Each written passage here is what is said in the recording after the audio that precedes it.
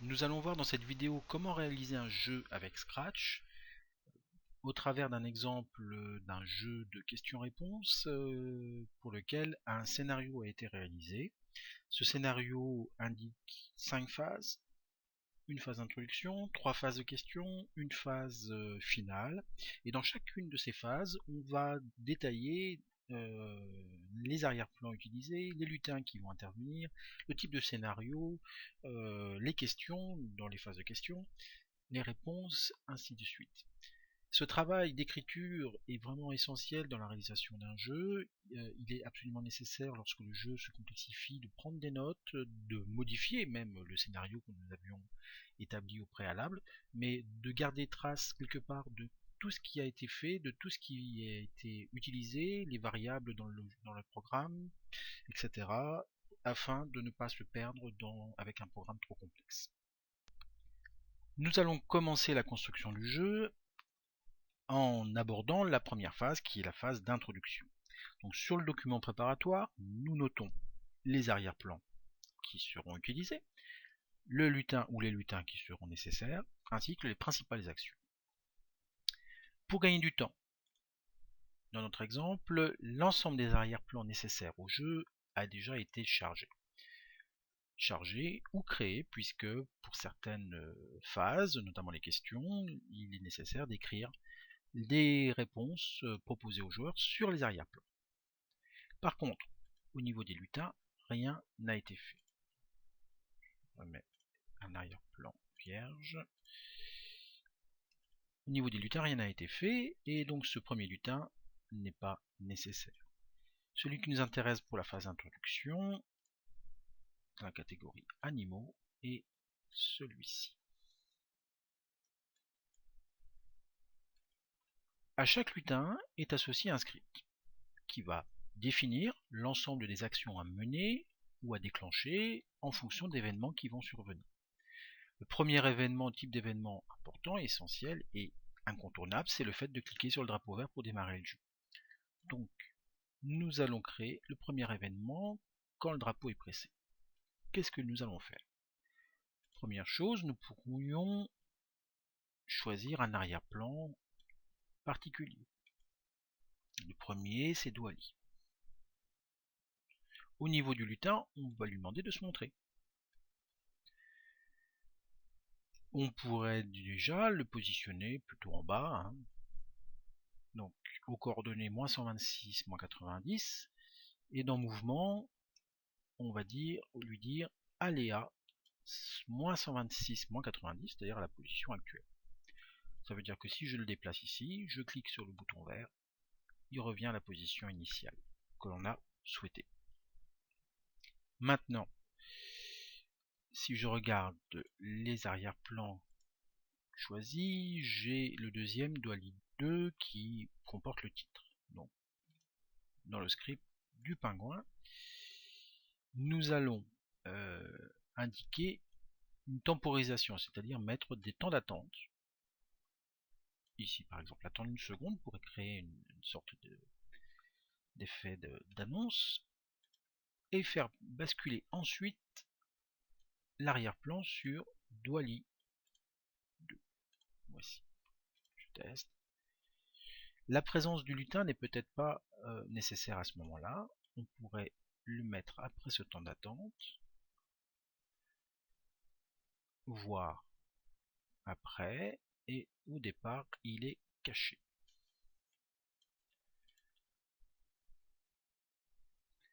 La présence de ce lutin se justifie par le fait qu'il va donner des informations au joueur.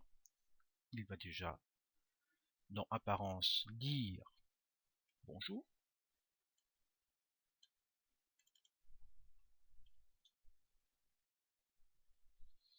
Pendant 2 secondes. Il va ensuite dire j'ai 3 questions à te poser, relèves-tu le défi?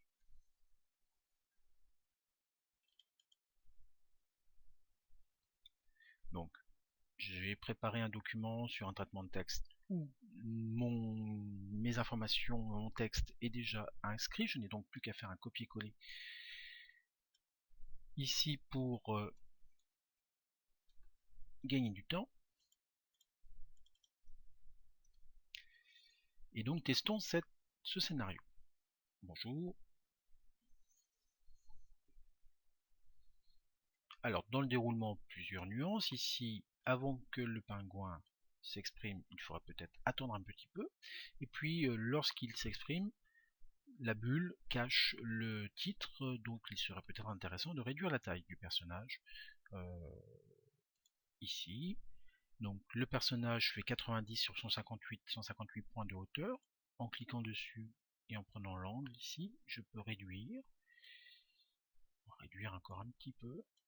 Voilà, 92. Et le deuxième costume doit être associé, diminué de façon similaire à peu près. 89 c'est un peu petit. Voilà. Cela m'incite également dans la phase d'initialisation du pingouin à basculer sur le costume au départ, le premier costume, c'est-à-dire plutôt le A, celui-ci, et peut-être lorsqu'il va parler, basculer sur le costume B.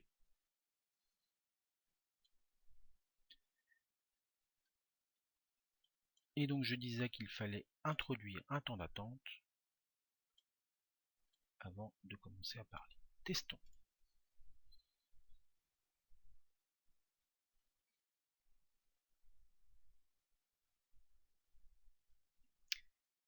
Le fonctionnement est plus satisfaisant. On peut peut-être allonger un petit peu le temps de présentation du texte, le temps afin de permettre au lecteur de lire l'ensemble de la phrase, de corriger les petites erreurs. À ce stade, il ne reste plus qu'à vérifier que le joueur va appuyer sur la barre d'espace pour passer à l'étape suivante. Cela est possible dans la partie contrôle avec notamment la structure attendre jusqu'à. Attendre jusqu'à ce que la touche d'espace soit pressée. Et on va légèrement modifier notre programme puisque ici, si on utilise ces deux structures ensemble, on va dire quand tu es prêt, appuie sur espace pendant 4 secondes et seulement après 4 secondes, l'affichage va disparaître et on va tester si la touche d'espace s'est pressée. Donc on va modifier de la sorte notre programme, on va simplement dire ceci pendant un temps indéterminé jusqu'à ce qu'on arrête de dire ceci, on le supprime, on va dire à la fin plus rien du tout et encore. Testons.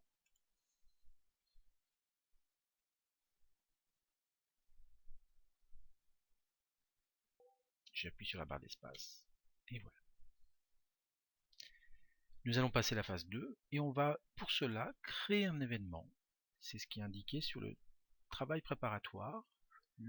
On va envoyer à tout le monde un message qui s'appelle nouveau message et qui s'appelle, on l'a appelé quest 1 pour question 1. Pour éviter les problèmes, comme ce script est arrivé à son terme, on va stopper ce script.